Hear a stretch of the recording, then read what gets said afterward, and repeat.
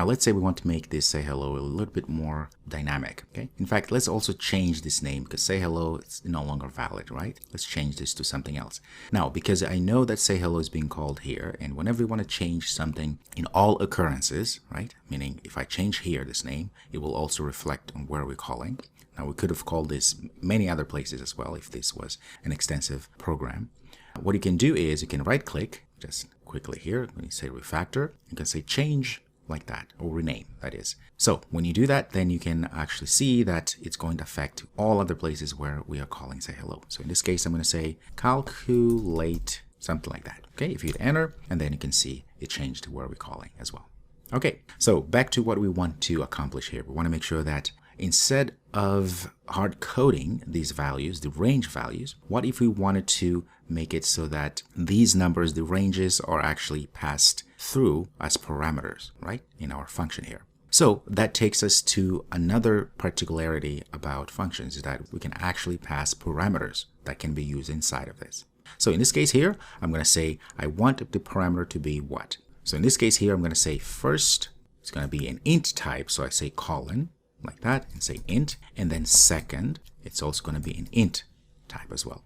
So what's happening here is that we're saying whenever this is called, we need to pass the first, which is going to be an int type, an integer, and second parameter is going to also be an integer. And you can see right away that we have an issue here, because if you have over, it's going to say no value passed for parameters first and second. Okay, and you can see right away here it says, gives us a snapshot of the calculate saying, okay, first is going to be int, second is going to be int as well. So that means here I need to pass, for instance, 1 for the first and 100 for the second parameter. So these are now arguments. So whenever we pass something, these are arguments and these will be parameters. So in this case here, we're passing arguments because we're calling the function. These are now called arguments. In this case here, since we're setting the types of parameters that need to pass, we call these parameters. Just some programming jargon. All right. So as you see here, if we run this, we're going to still get the same information that we have here. However, because we haven't really used first and second parameters. So in this case here, I'm just going to go and change, instead of hardcode 1, I'm going to say first, because it is indeed an int. There we go. Now you can see it's highlighted because that's what we're using. And I'm going to say second as such. Okay. Now if I run, we're going to again see the same results because we are passing 1 and 100 for the range. Nothing has changed. But look how wonderful this is now. Now I can change this to 1,000.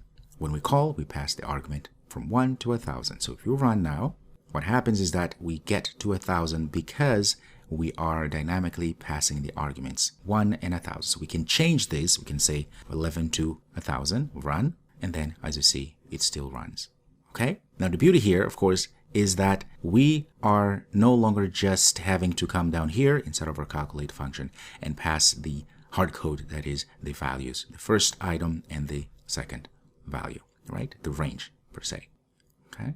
And there we have it. So that is the power. So now calculate can be used for any number, really. Of course, we have some issues here because if you pass negative numbers, then that's another issue. But at least you can see that having to have parameters that we pass along, it makes our function a little bit more flexible and customizable, and in turn, it's going to be more dynamic.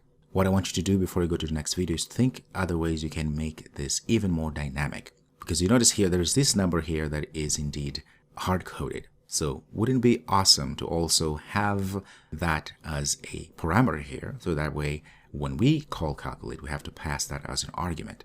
Okay, think about a way to do that, and I'll see you next.